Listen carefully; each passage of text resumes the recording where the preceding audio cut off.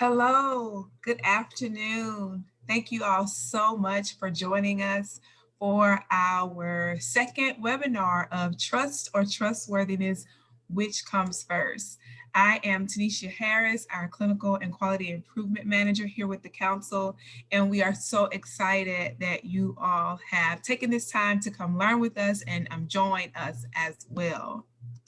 So just a few quick housekeeping tips. Thank you again so much for being here. In case of any technical difficulties, yours or ours, just please let us know using the chat box feature. And also, I just wanted to let everyone know that our session is being recorded and the slides and the recording will be available on our website a few days after everything concludes. So you will have access to that information. And of course, Zoom etiquette, we are now all on Zoom. So all participants will be muted upon entry. If you can turn your cameras on, we really appreciate it. It allows us to engage and actually get to see you and have some great dialogue. And please engage in the chat. And if you would like to ask a question or a comment verbally, just please raise your hand if you need to unmute. And of course, when the presentation concludes, when you close your browser, there will be an evaluation that will automatically open for you to complete. And we very much appreciate receiving your feedback. We get to learn different topics that we can continue to share upon and different ways to make sure our presentations are very engaging. So we look forward to receiving that. And of course, just an acknowledgement that this presentation is supported by the Health Resources and Services Administration, and these contents are not necessarily representation of HHS or the government. And also a disclaimer that the content and opinions expressed in this presentation are solely of the presenters and not necessarily of the council. And just want to note for all attendees that the presentation is being recorded and may also be published on our council website. So today's presenters, we are so excited, so honored to have them to talk more about trust and trustworthiness, which comes first. We have Rachel Murphy, family nurse practitioner from Albuquerque, New Mexico with First Nations Community Health Source. We have Mr. Bakari Burns, President and CEO of the Healthcare Center for the Homeless in Orlando, and Ms. Tanya De Hoyos, the Chief People Officer in Los Angeles, California with the National Health Foundation. So we're excited to hear from them. So just a really quick recap of our first presentation. We learned a lot about trust and the historical context of medical mistrust and mistrust in general. And so just to really recap, I want to make sure that we're all on the same page when we're understanding what trust is. And trust is the firm belief in the character, the strength, or the truth of someone or something. It's a person or thing in which confidence is placed. It's a firm belief in the character, the strength, or the truth of an individual or an organization. It's placing confidence in that individual, that organization, or that system. And some of the key takeaways that I want to make sure that we recap and understand from session one, we talked a lot about the historical and current drivers of mistrust. And mistrust from people experiencing homelessness because of these historical and current drivers is justified. It's justified. And so trust is something that is earned. When we're thinking about trust me, we want to think about why. What have we given an individual reasons to trust them? And we had one of our speakers to really talk about vaccine confidence. And so it's better to say building vaccine confidence versus vaccine hesitancy. That hesitancy really puts the onus on the individual instead of the systems and organizations. And that may actually impede our access. So we want to jump into the second part of our session. Again, we're so glad that you are here. And now I would turn it over to Dr. Darlene Jenkins. Great. Thank you so much, Tanisha. And I want to welcome everyone to our session. And as we turn the curve, last week we gave you the kind of historical background of trust. And so now we're turning the curve to talk about trustworthiness. And we think it's so important, when we were thinking about titling or trying to, describe what we were trying to do, we thought it was so important to make a difference between trust and trustworthiness. Because now, they're talking, as we talk about the vaccines, the COVID-19 vaccines, how trusted individuals need to be talking and modeling. And so we really want to highlight in this session trustworthiness, modeling over messaging. And we think it's very important to talk about modeling the behavior rather than the messaging, talking, because there's just so much messaging. There's so much noise out there. People are hearing all type of voices, all type of messages. And so now we need to really start stepping up and modeling trustworthy behavior so that people can honestly see that, yes, I can put my trust in this person. I can put my trust in this organization because they are modeling trustworthy behavior. As we talk about, next slide, please. Let's just define trustworthiness for a minute. It's, dictionary just talks about it's worthy of confidence. And we said trust is putting your confidence in someone or something. And now this is being worthy of that confidence. Also, trustworthiness is one of the most important qualities in life. It's how we build our relationships.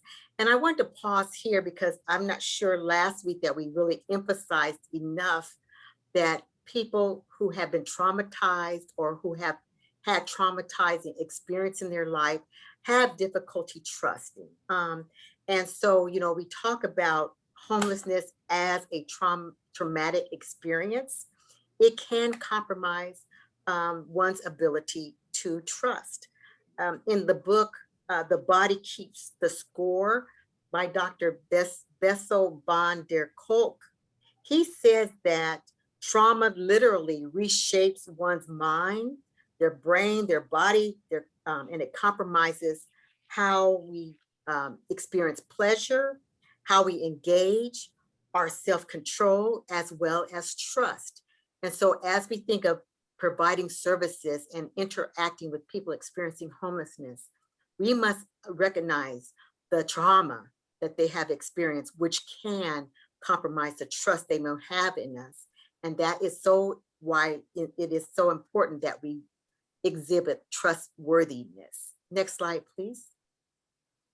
So these are the principles of trustworthiness, of what, the characteristics or how we exhibit or how we become trustworthy individuals and organizations. Number one, we're honest and we have integrity. That means that what we say, who we are, our behavior matches our identity with integrity. We're reliable, so that means that people can depend on our word and our actions. We also actually exhibit cultural humility. That means that we recognize that the client, the guest, the patient is the expert on their experience and expert on their care. And so we take the time to listen to them and we learn from them what they would like from us. And then of course, transparency. That means that we're above board. We don't operate in a very a cloaked manner, but everything is very open and honest. And if we make mistakes, we own up to that and we try to correct those mistakes in a very open and honest way. So those are the principles of trustworthiness. And we're going to talk now to our panel. So we're going to kind of pivot over to our special presenters, Mr. Burns, Mr. Hoyas, and Ms. Murphy. And I'm going to first ask each of you, and we'll start with Mr. Burns. Can you just tell us a little bit about your organization, where you're located, and the population that you serve? Yes, thank you. And thank you for allowing me to participate in this forum. I have the pleasure of serving as the president and CEO of Orange Blossom Family Health. And that's our doing business as name. Our corporate name is the Healthcare Center for the Homeless. So we are a 330H funded community health center. We began services in the Central Florida area in 1993. I've had the opportunity to serve as the president and CEO since 2003. And so the services that we provide, we offer integrated systems of primary medical, dental, mental health, pharmacy, as well as patient advocacy for our patients who are experiencing homelessness. But also we care for individuals who are not necessarily experiencing homelessness, but who may be uninsured, underinsured, or just have some additional access to healthcare issues. So we serve Orange, Osceola, and Seminole County in Central Florida. We currently have 5 locations throughout those 3 counties. And on an annual basis, we serve over 20,000 unique, unduplicated patients. So when we talk about the services that are designed to meet the unique needs of our community members who are experiencing homelessness, we are fortunate and we take a very aggressive approach to ensuring that we find individuals who are experiencing homelessness in our community, do assessments of them, and then get them connected to the resources. So when we talk about trustworthiness and trust, I think one of the things that we've been able to benefit from has just been historically our service to the community. And so we take pride in really, kind of going where the grass is, you hear about going where the grass is greener, but we pride ourselves in going where the grass is browner in an effort to make it a little greener for our community members. So again, just a pleasure to be here with you all today, and then look forward to the further discussion. Great. Thank you so much, Mr. Burns. Appreciate it. Next, we're going to go to Ms. DeHoyas and just tell us a little bit about your organization and who you serve and where you're located. Thank you. Of course. Thank you so much for having me. I'm so happy to be here with y'all.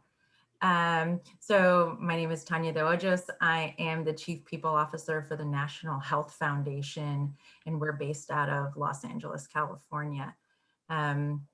We've been here in LA since 1973 and committed to improving the health of under-resourced communities. So what that looks like is focused on the social determinants of health: food access, housing, education, built environment. But what that truly looks like here in LA for our communities is recuperative care and moving people towards housing, food access and nutrition programs, fitness, participatory action programs for youth focused on health equity. So we do quite a bit here in Los Angeles, but I guess in the homelessness space, really working in recuperative care, trying to get people, housed, making sure that they have a healthy place to trusted and safe space where they can recuperate and then move them towards housing. So thank you all so much. Great, thank you. Thank you so much for sharing. And Ms. Murphy, just tell us a little bit about your organization, where you're located, and the populations that you serve. Hey there, thank you for having me. I'm looking forward to today's discussion. I'm Rachel Murphy. I'm a family nurse practitioner and the medical lead for the Homeless Outreach Program at First Nations Community Health Source in Albuquerque, New Mexico. I've been working at First Nations since 2016, and in my current role, working exclusively with folks experiencing homelessness since 2017. First Nations is a federally qualified health center, an urban Indian health center, and a national healthcare for the homeless site. Our homeless outreach program served over 6,000 individuals in 2020, and about 70% are Native American. We offer comprehensive wraparound services, including medical, behavioral health, dental, pharmacy, social services, lab. We also serve breakfast and lunch daily. We provide alternative therapies such as massage and acupuncture and chiropractic. And we have Native American traditional healing services, including sweat lodge ceremonies, traditional art therapy, horse medicine, talking circles, and much more. Albuquerque itself is a very diverse city.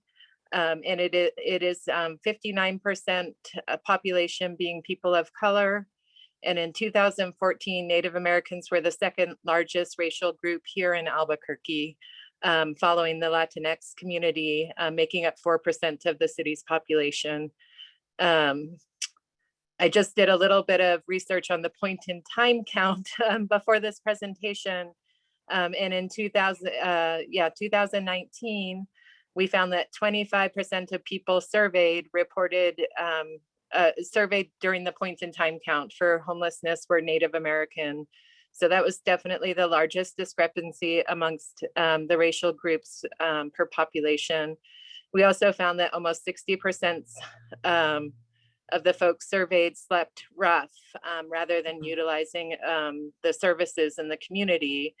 And these stats are kind of unnerving for me, that our folks are not accessing.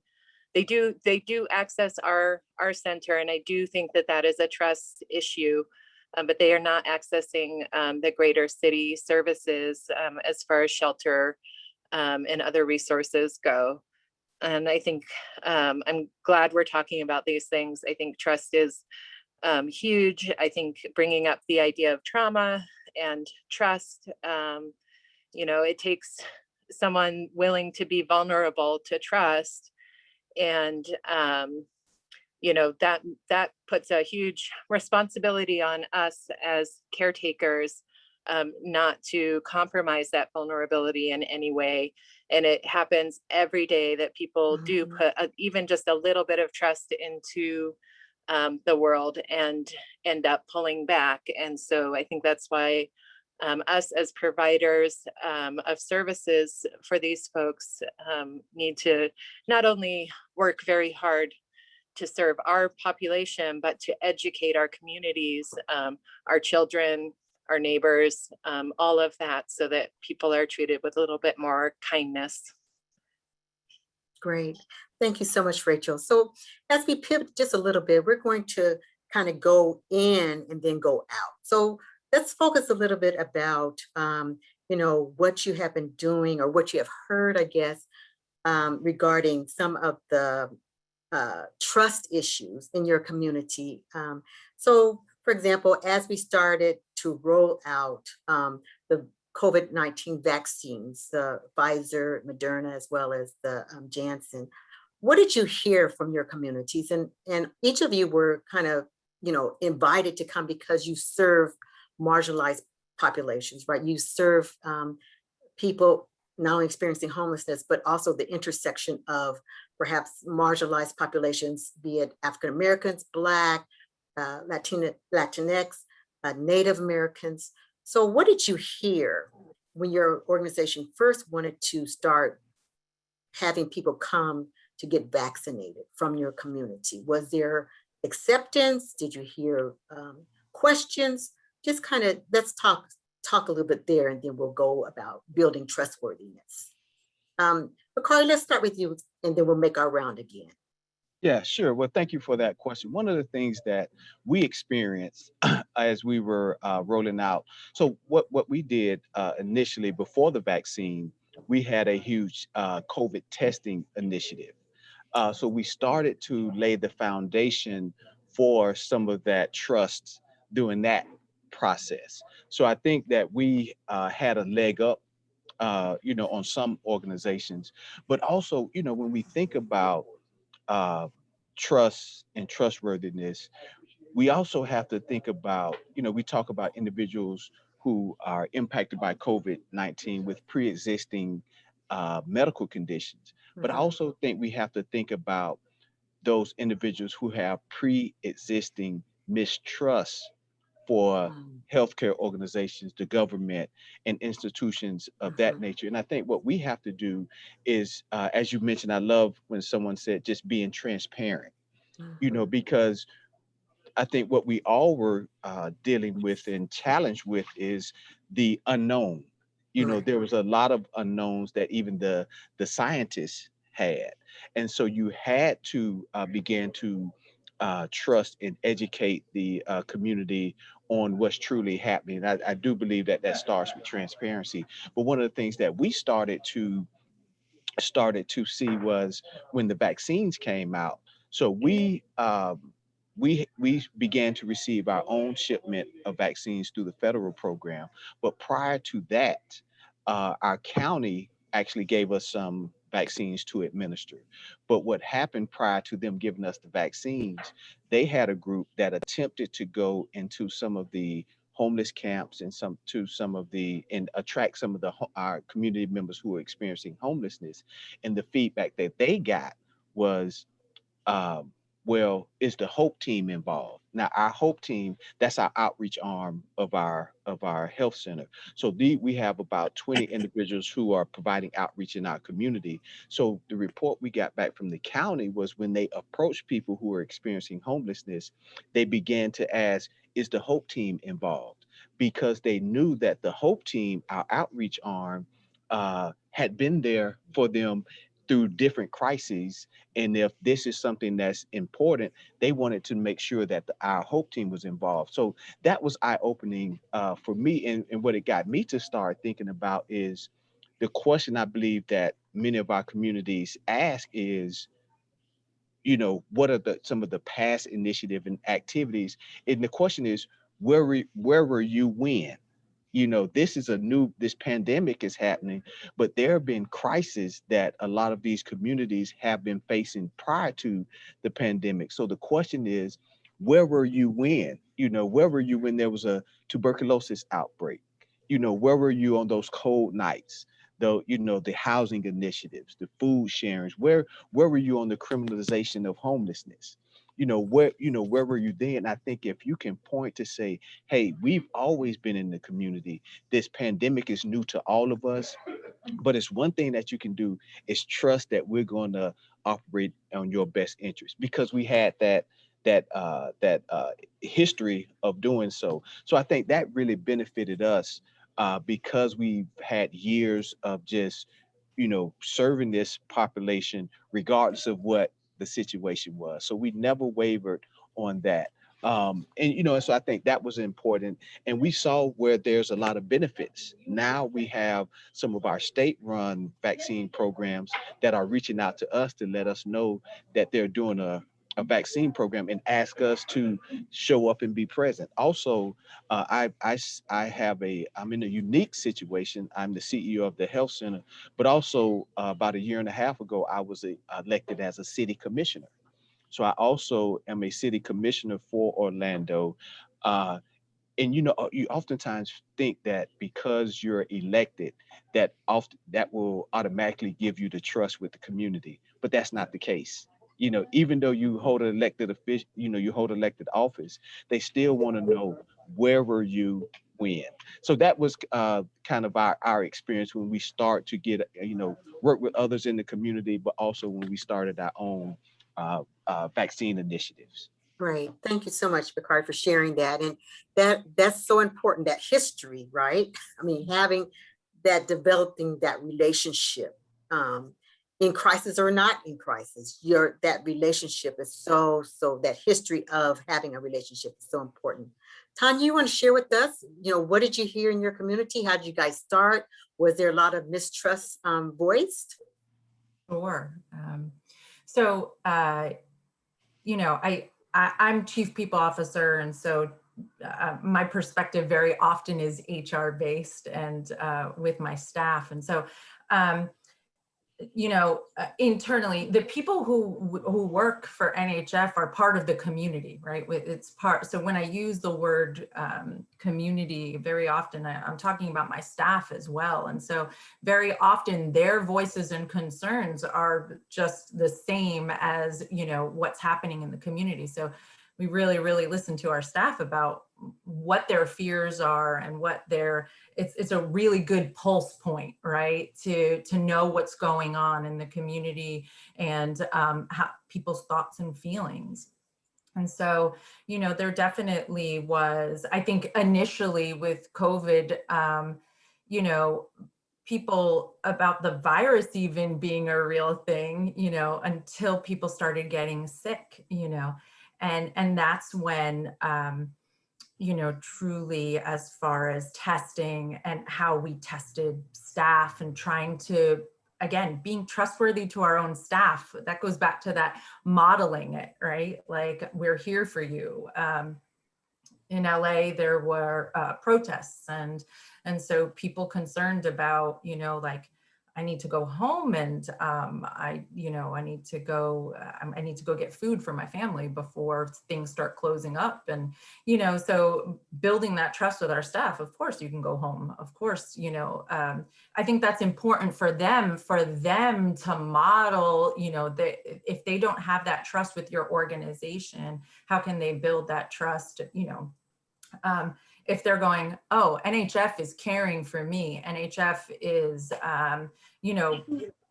we are concerned about our staff and your safety, and having those fears quelled and going, oh yeah, they're showing up for me. They're showing up for me. Then it allows them to have that confidence. I'm showing up for you every day. We're testing, we're making sure y'all are safe.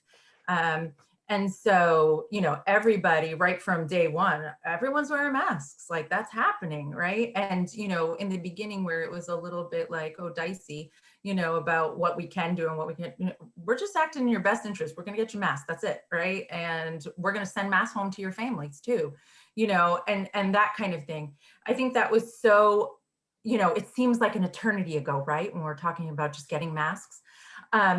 But the fact of the matter is, those were the building blocks, right, for how our staff then could, and how our guests were feeling confident about us. Yeah, they have true concern, and they're truly worried about us, and they're truly working on our behalf, right?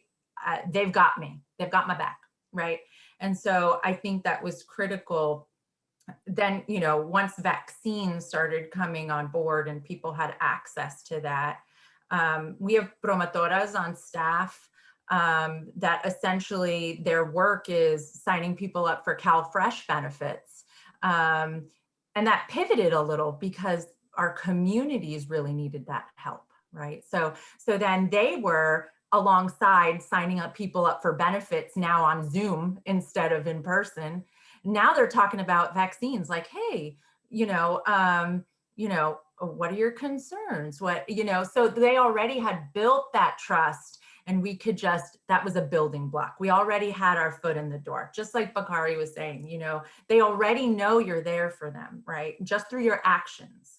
And so this was a natural thing to trust, because we had built that. And that's just taking one foot in front of the other, just continuing that path to be that, that organization, we're here for you. We're going to be here for you. We're not going anywhere. So.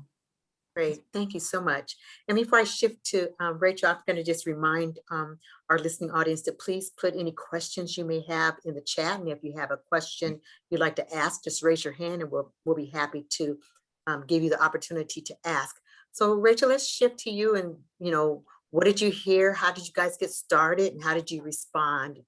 Did you get a lot of questions about the vaccines? Was there a lot of mistrust voiced? Just tell us your experience. Yeah, so I think it goes back again to this concept of we've been there all along. We've been there for years. And when COVID started, we were proactive. I joined with community partners in the state and the city. We set up isolation hotels. I was able to access those hotel rooms to do surveillance testing on our population. It has been a conversation. I bring paper cups out at the end of the day and make sure that if they're sharing something, that they're pouring it into their own cups, and we're just constantly, having conversations about COVID. And then it hit Indian country so hard. And I can't think of a single patient who hasn't been affected in some way or another. And so there was, great grief and sadness and anger. Why us again? And so, we've been having these conversations about the science, but also just about the emotions and the frustrations. Anyway, it's been hard on our community as well. I don't know if other attendees have seen it, but there is the primary COVID-related deaths of people that get COVID and die. But our death rate was 4 to 5 times higher this year of just regular patients not having access to services. You know, the things that we do that bring a little bit of joy to our lives, which is community-based, have all been shut down. People don't have a reason to stay sober, to come and seek that connection. And so we've just had a lot of loss. It's been a very tragic year. So coming into the vaccine, one of the great benefits of our clinic is that we are, you know, partially affiliated with IHS. And so we've had good access to testing supplies and to vaccines on the early side. And so we just hit the ground running. And I can tell you this morning, I had 8 patients on my schedule and they were all vaccinated. I'm going out once a week. I'm having a harder time finishing my vial and it's fantastic. I spend a day at our meal site. Yesterday I was out there were 12 people, 10 of them were vaccinated. 1 got it that day and the other was still adamantly against it. So we're just seeing, you know, people want to have their communities back, their families back. And there's also, you know, my population travels back and forth and the reservations are shut down, locked out, and proof of vaccination is a way to help, you know, move people, give people the opportunity to go visit their families more easily. That said, you know, people do have a lot of questions and mistrust, and I don't blame them. You know, I am out there on the streets. We have some people who are like, no, that's the mark of the devil. Please walk away. But you know, I had one guy come up to me and say, hey, I heard they put microchips in there. And I was like, I heard that too. And I inspected it closely. I didn't see any. He's like, you got it with you? You know, so we're standing out there on the street. I took a picture of it with my phone. We blew it up. I'm like, I don't see any, and I don't think our government's smart enough to make one that we can't see with our eyes. Like, all right, I'll do it. You know? So yeah, it's rolling with resistance. It's motivational interviewing. I always say, you know, people ask me, do I have to get it? Of course not. Of course not, never. Do you have to do anything you don't want to do? And I always leave, you know, someone who decides not to get the vaccine with, you know, this is where I'm going to be, you know, Thursday. You can always walk into my clinic and I'll be out here on the streets again next Tuesday.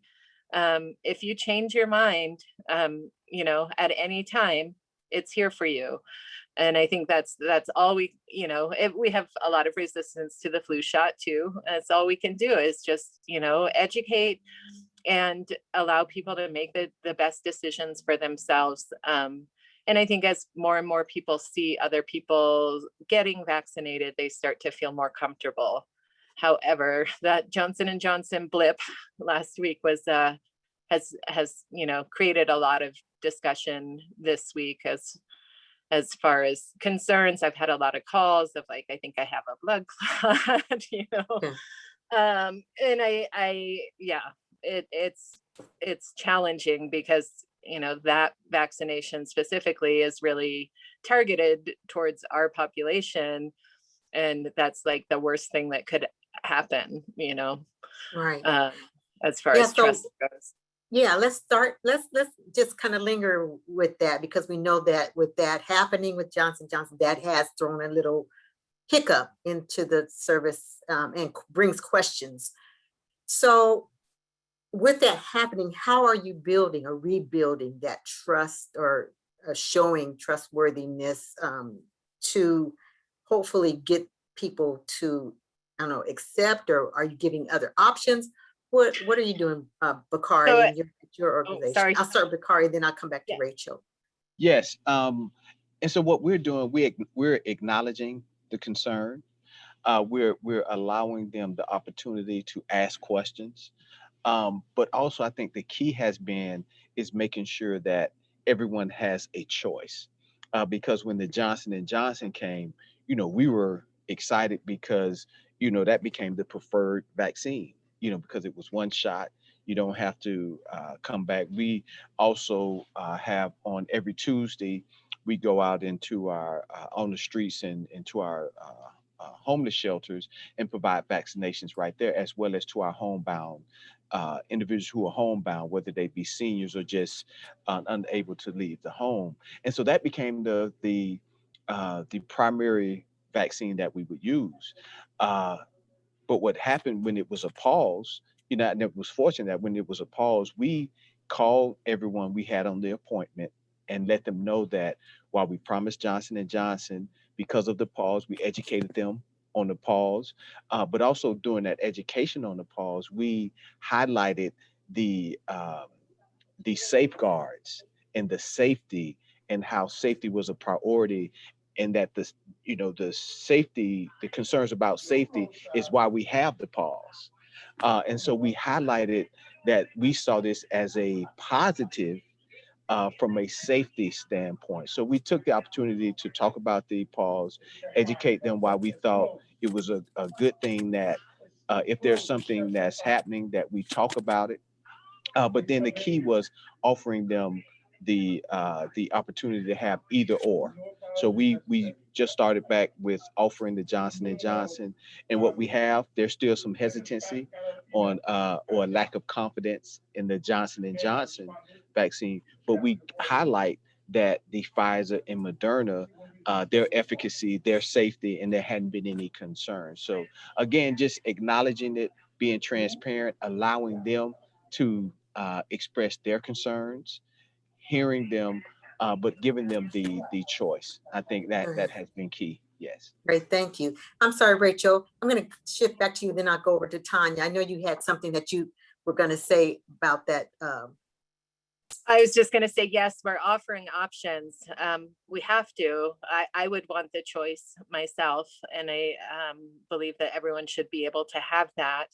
It's harder for people to get back for a second shot, but one of Moderna is, I'm okay with that. If that's what we can do right now, and it takes a little bit longer to get the second one, it's okay if that's where they feel comfortable. So yes, I think the Johnson and Johnson debacle, like Bakari said, we've just used that opportunity to say, like, there was some concern. It was paused so that they could take some time to really look at it, and it was determined that the benefits outweigh the risks. And then I educate people on, the potential signs and symptoms of a serious side effect. And I would say still 75% choose the Johnson and Johnson because they don't want two shots. They don't want to have to remember to come back. So. Right, great, thank you. Tanya? I'm going to echo the same sentiment because I think choice is everything, right? And yes, and going, you are the best person to make this decision for you, right? Only you know your history and your trauma, and so you can only make that decision when you have that conversation with our guests.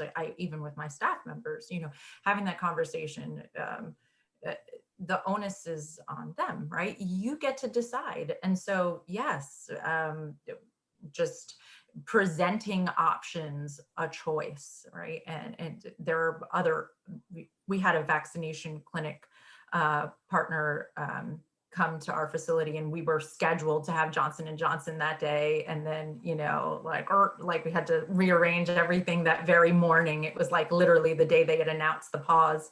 And so it was like, okay, listen, we're still going to have this. Now we're offering Moderna. Let's have a discussion about it if you're concerned. And these are all valid concerns. Again, like just anything that goes with making a health choice, right? It really comes, and that's part of trust. I trust in your judgment. It's not a decision I can make for you. Could I offer you options and hear your concerns, and let's talk about it? It's an ongoing conversation. So Hey, most Hey, okay, Darlene, uh-huh. I wanted to piggyback on something that Rachel mentioned when she mentioned, someone says, well, I'm not ready today. And we say, well, that's fine because I'll be here tomorrow. And I Right, think that's key because there's a lot of things that are happening throughout the day where they may be hesitant on Monday, but be excited and ready on Tuesday. And I think it's right. it's it's important that we recognize that, but also let them know that whenever you're ready, we are here to provide it for you. And what I found it's all about the access and what Mm-hmm. people's perception of their access. One of the things that I found, um, has worked, somewhat for me with those connections and colleagues of mine have been telling me that I'm crazy, but when I encounter someone, we talk about the vaccine, and they're not ready, I give them my cell phone number and say, when you're ready, give me a call, send me a text, and we'll get you in. And so now I've given out my cell phone, way more than I expected to. But if I have to, deal with the and I say inconvenience, it's really not an inconvenience of a lot of people having my cell phone, being able to send me a text message, especially as an elected official, that people have concerns about that. But if I can get someone who's hesitant today and they're ready tomorrow, if I can get them in to get that vaccine, it's all worth it. And so I think sometimes it takes those personal connections and people saying, well, when I'm ready, I know I can call Commissioner Burns. It's something about individuals, especially individuals who are experiencing homelessness, to feel that, okay, well, I have a connection to the commissioner, and the commissioner is going to make sure that I get a vaccine. And I use that, and not that I'm, just highlighting the commissioner title, but whatever it is that will make them comfortable, get them excited, and know that there's somebody that they can call. And what oftentimes happens is I get follow-up text messages or calls telling me about their experience.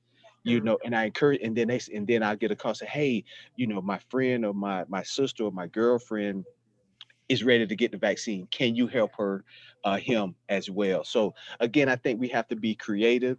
We have to, uh, free our minds of those things that oftentimes put barriers between two people connecting, especially, as a CEO or as a commissioner. Uh, we have to be accessible. And so I just wanted to share my experience with personally being contacted by individuals who were hesitant one day, but now are ready to get the vaccine. Great, thank you. Thank you for sharing that. We're going to shift now. I know Tanisha has alerted me that we have some questions in the chat. So Tanisha, will you read those for us and so we can have our guests address them, please? Yes, absolutely. I wanted to give out some comments. We have some comments saying giving patients choice of vaccine is great. We appreciate that. Another comment about outreach. Outreach is so critical. Those teams often have unique relationships with some of the most vulnerable folks. And one of the quotes from last week's webinar, the relationship is the treatment. So when you're talking about those connections, that was brought up as well.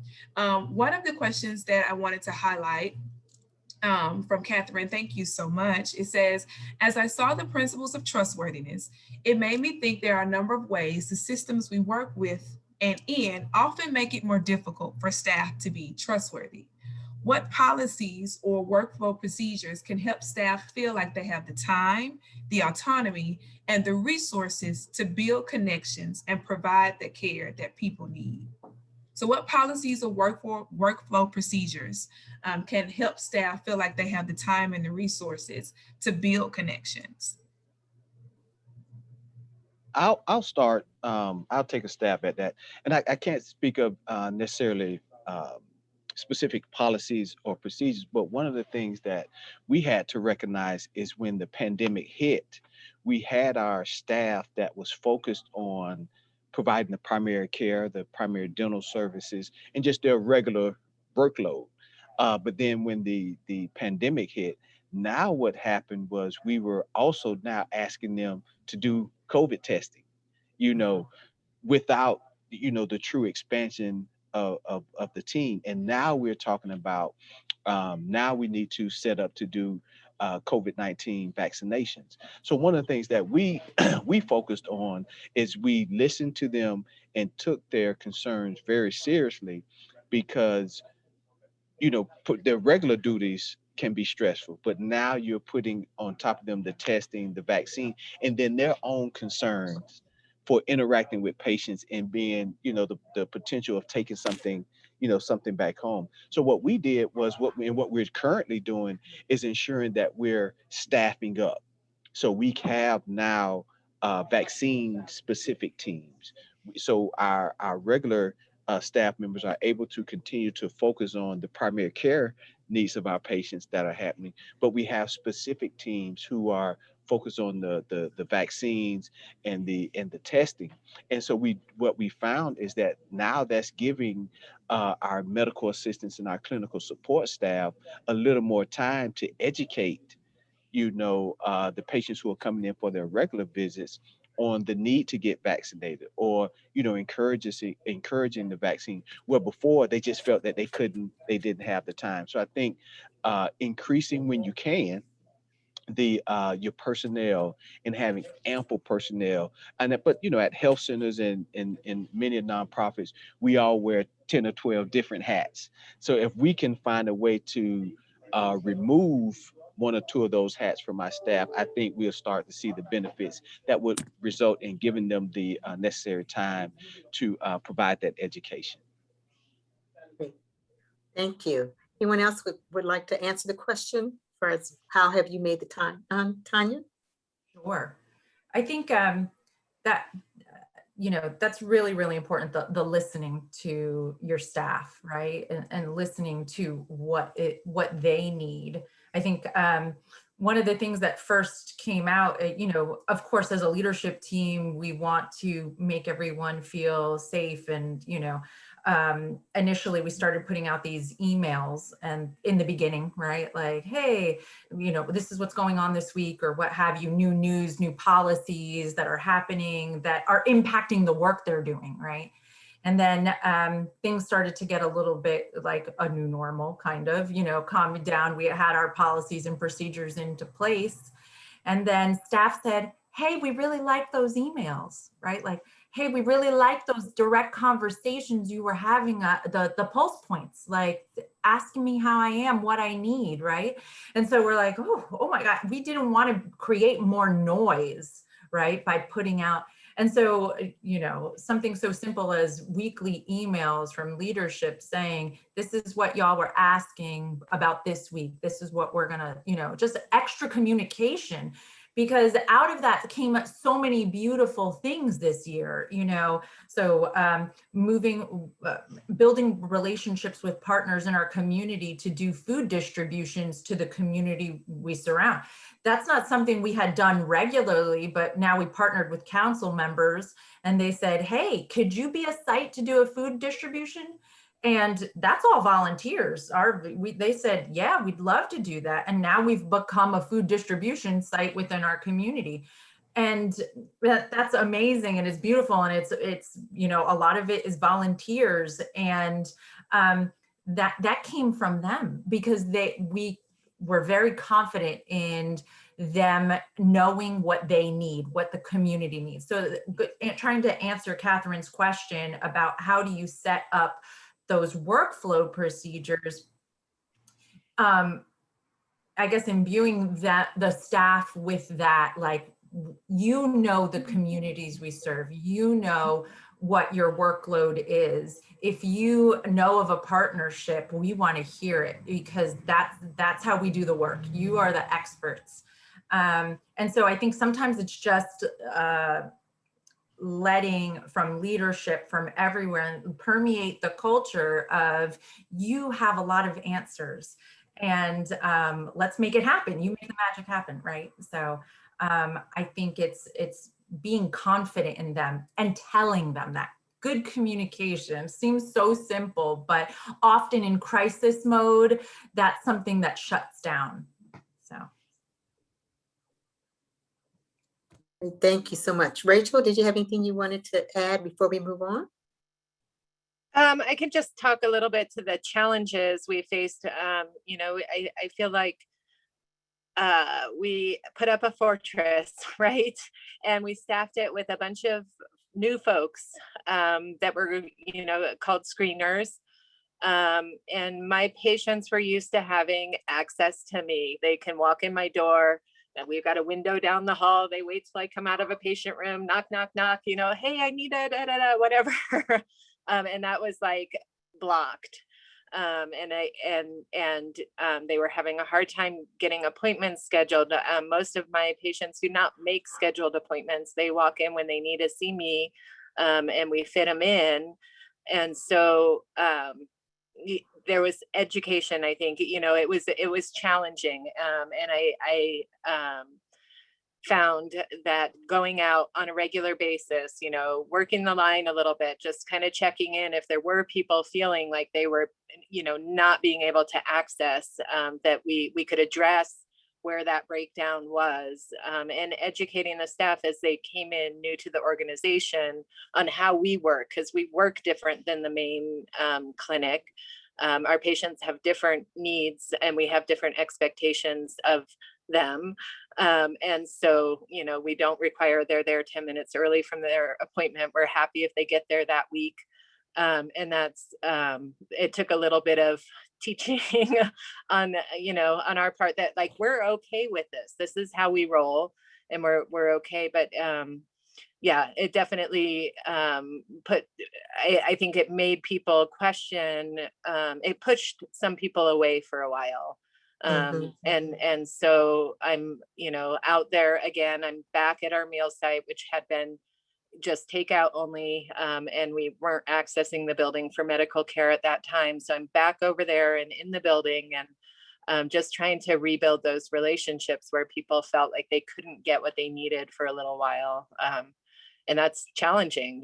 Trust is hard to make and easy to break. Right. And that's, thank you for that. And that's where we're going to start winding down, because we're looking at our time. And so based on that, knowing that trustworthiness is so important and it must come first before one will trust in you, what do you feel is the key takeaway? As you're participating in this, or your desire, you wanted to participate in this, what is your main takeaway? What do you want to tell our audience, as far as becoming a trustworthy individual as well as a trustworthy organization? What should be the takeaway? And we'll start with, let's see, I'll start with Vakari, and then I'll go back around. What's the takeaway, Vakari, for our audience? What do you think? I'll say, I think a takeaway is we have to be intentional about building that trust and being shown as being trustworthy.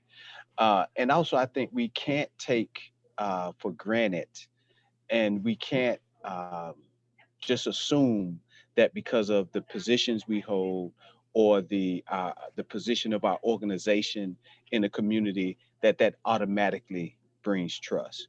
We have to be intentional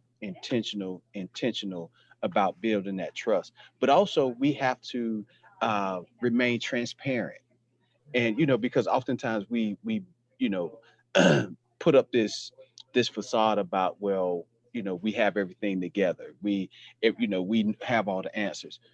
But in this case, no one has all the answers, and I think it's okay that we say we don't know. But this is what the scientists are saying to us. This is what I believe. So again, I think that the key is being intentional, but don't take for granted and assume that because you're in a position or you play this role that people will automatically trust you. You have to show yourself trustworthy. Great. Thank you. Appreciate those last words. Rachel, what are your final words and message that you would like to give? I would say you just have to keep showing up. You have to allow people not to trust you, and just keep showing up and being there and being available. I also agree, honesty, transparency is crucial. we're all human, we make mistakes, and we can admit to that when we, if something happens and we played a role in it, to be humble and to apologize and to work on, improving is always there. But I think just keeping on and showing up and showing that you will be there no matter what. Great, thank you so much. Tanya, what are your final thoughts? Sure. I feel like we're saying the same building blocks of trustworthiness, because I feel like if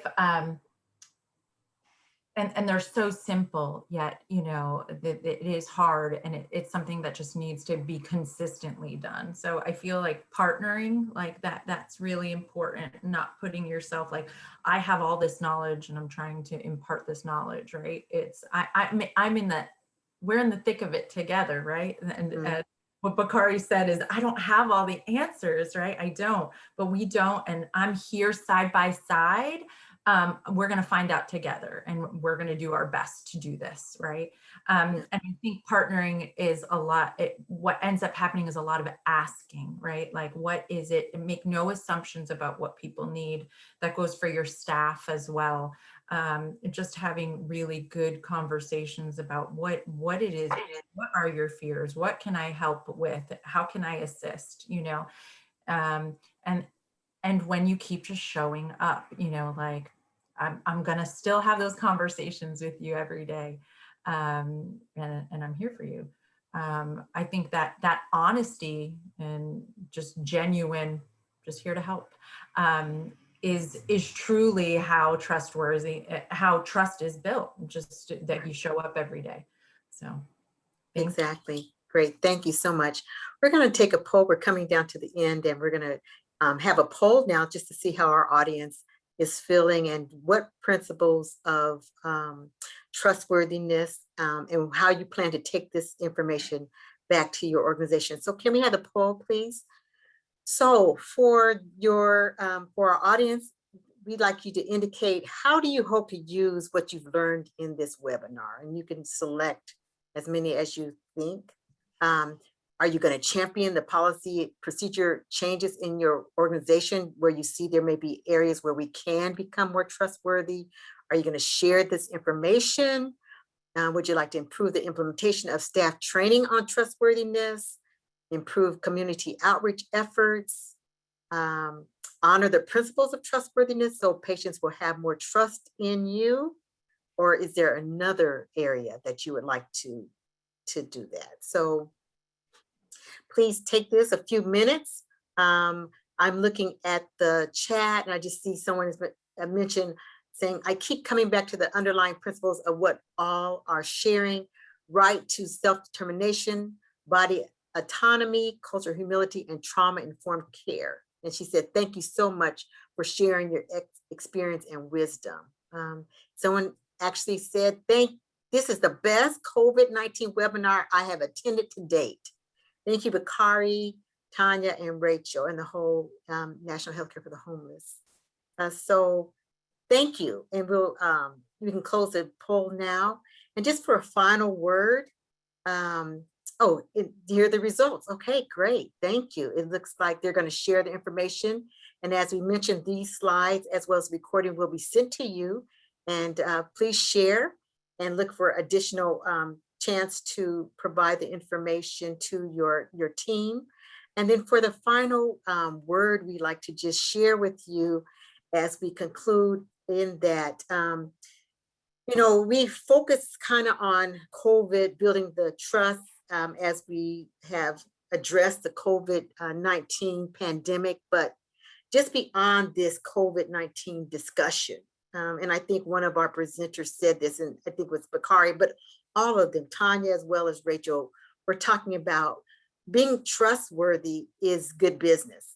It's creating, restoring, maintaining high trust culture that is open, honest, and committed to excellence is necessary for the future of any health center. So it goes beyond just what we're dealing with now, but we want to make sure that we are building upon this, that we are trustworthy individuals, as well as our organizations are trustworthy.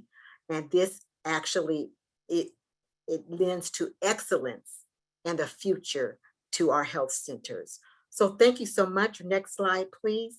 We want to just, here's some resources for you that you are able to access. Again, these slides will be sent to you. So don't worry, try to jot these down. Next slide, please. These are the bios of our presenters. And so you'll be able to look at the different bios for both Bakari, Tanya, as well as Rachel. They're all listed there in the slide deck, so you'll be able to read more about them. We just didn't have enough time to share everything that's unique about these individuals and these experts. Next slide, please.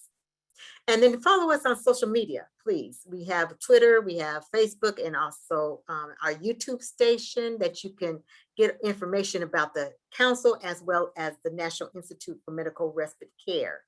And I think with that, Tanisha, do we have any last minute questions before we sign off? I think we're good. Thank you all. Okay, great.